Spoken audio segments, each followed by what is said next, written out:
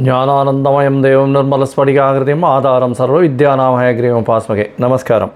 நேயர்கள் அனைவருக்கும் astro KS ஐயங்காரின் பணிவான நமஸ்காரங்கள். வார பலன் 1/4/2024 7/4/2024 வரலாம் உண்டான பலன்களை மேஷம் முதல் மீனம் வரை எப்படி இருக்குன்னு பார்ப்போம். அதற்கு முன்னாடி இந்த வாரத்தில் 1/4/2024 ஏப்ரல் 1ஆம் தேதி அப்படின்னு சொல்லக்கூடியது ஃபினான்ஷியல் இயர் ஆரம்பம். எல்லா விதமான அக்கௌண்டிங் பர்பஸுக்கும் புது கணக்கு போடுறது எல்லாமே வருஷத்தின் முதல் நாளாக உலகம் மொத்தம் கொண்டாடக்கூடிய ஒரு விஷயம் அப்படின்றது ஏப்ரல் 1 நம்ம இந்தியாவிலையும் ஏப்ரல் 1 டு மார்ச் 31 ஒரு ஃபினான்ஷியல் இயர் அப்படின்னு மெயின்டைன் பண்ணுறோம். எல்லா விதமான வியாபாரிகளுக்கும் எல்லா பொருள் மேனுஃபேக்சரர்ஸ் எல்லாருக்குமே என்னுடைய ஆசீர்வாதங்கள். நல்லபடியாக பண்ணுங்கள், இந்த வருஷம் உங்களுக்கு சக்ஸஸ்ஃபுல்லாக அமையட்டும் அப்படின்னு ஆண்டவனை பிரார்த்தித்து வாழ்த்து சொல்கிறேன். சரி, இந்த வாரம் என்னென்ன காலபுருஷ தத்துவத்தின் முதல் ராசியில் அதாவது கோல்சாரம் எப்படி இருக்குன்றதை பார்ப்போம். அதற்கு பிறகு இந்த வாரத்தினுடைய விசேஷ நாட்கள் என்னென்னு பார்ப்போம். அதற்கு பிறகு இந்த வாரத்தில் எந்தெந்த ராசிக்காரர்களுக்கு சந்திராஷ்டமம் அப்படின்னு பார்ப்போம். முதல்ல கோல்சாரம் அப்படின்னு பார்த்தோமே ஆனால் இந்த வாரத்தில் மேஷ ராசி காலபுருஷ தத்துவத்தின் முதல் ராசியான மேஷ ராசியில் குரு பகவான், 6ஆம் இடம்னு சொல்லக்கூடிய கன்னியில் கேது பகவான், 11ஆம் இடமான கும்பத்தில் சனியும் செவ்வாயும், 12ஆம் இடம்னு சொல்லக்கூடிய மீனத்தில் ராகு, சுக்கிரன், சூரியன் மற்றும் புதன் 4 கிரகங்கள் இருக்குது இந்த வாரம்.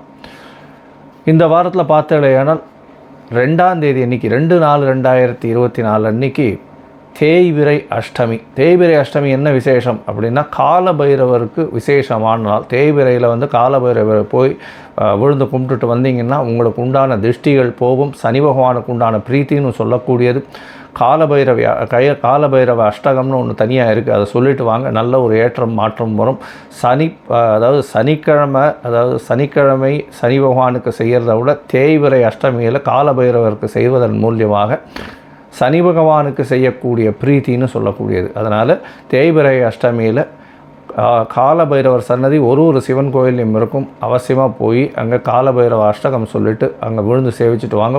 உங்களுக்கு சனீஸ்வரனால் வரக்கூடிய தொல்லைகள், 7 சனி நடக்கிறவா, அஷ்டமத்து சனி நடக்கிறவா, அர்த்தாஷ்டம சனி நடக்கிறவா எல்லாருக்குமே நல்ல ஒரு ஏற்றம் கிடைக்கும். அதற்கு பிறகு இந்த வாரத்தில் ஏகாதசி, அது 5ஆம் தேதி அன்றைக்கி வருது. ஏகாதசி 5ஆம் தேதி அன்றைக்கி ஏகாதசி வைணவர்களுக்கு மிகவும் ஏற்றமான நாள். உபவாசம் இருக்கிறதும் கார்த்தாலிருந்து கண்டினியூஸாக இருந்து அடுத்த நாள் கார்த்தால் துவாதசி பாராயணம் பண்ணுறது ரொம்பவும் விசேஷம். உடல் நலம் கருதி சில பேர் பண்ண முடியாமல் இருக்கலாம், அதற்கு ஏற்றாற் போல் பண்ணிக்கிறது. 6ஆம் தேதி அன்றைக்கி 6/4/2024 அப்படின்னு பார்த்தாலேயானால் அன்றைக்கி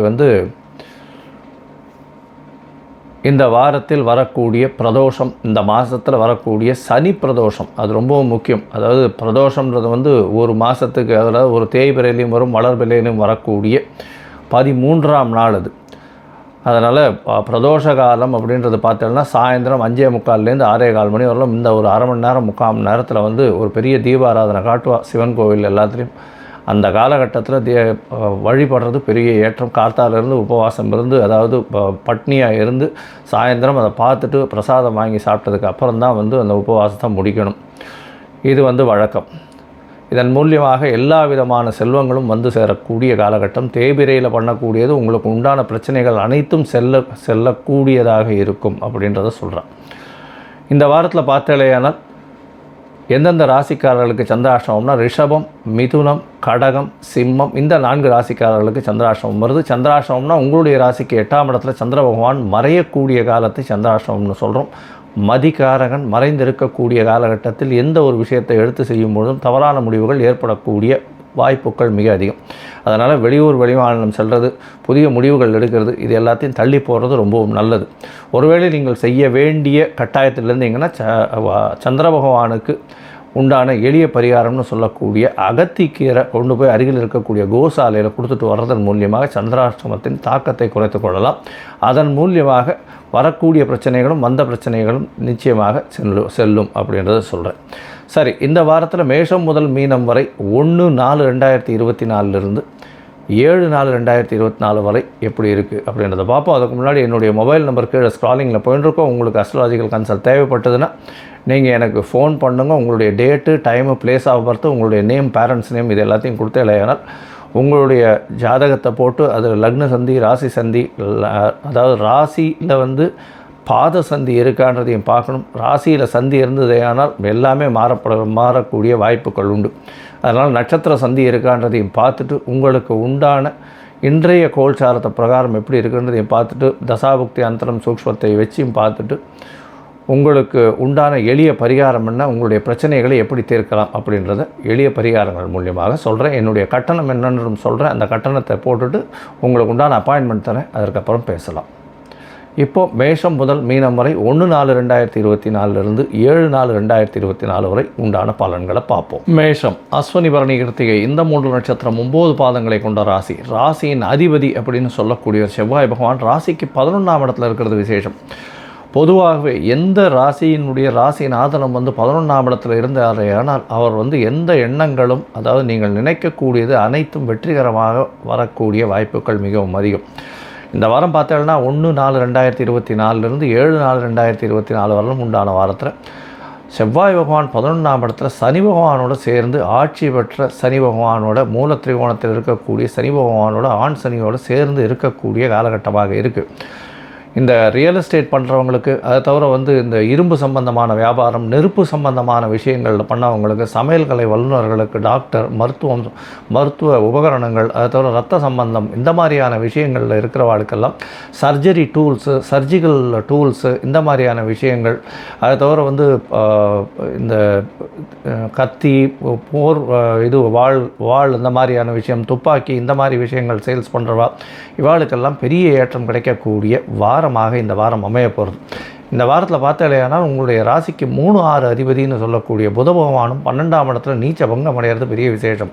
முயற்சிகள் அனைத்தும் வெற்றி பெறும். புதிய வேலை மாற்றங்கள் இருக்கும். புதிய வேலையில் ஏற்றங்கள் இருக்கக்கூடிய காலகட்டமாக இருக்குது. 6ஆம் இடத்தில் இருக்கக்கூடிய கேது பகவான் மூலியமாக புதிய வேலை கிடைக்கக்கூடிய வாய்ப்புகள் மிகவும் அதிகம். அதாவது உங்களுடைய வேலையில் பெரிய ஏற்றம் இருக்கக்கூடிய காலகட்டமாக இருக்குது. வேலையில் ப்ரமோஷன் வரக்கூடிய வாய்ப்புகள் உண்டு.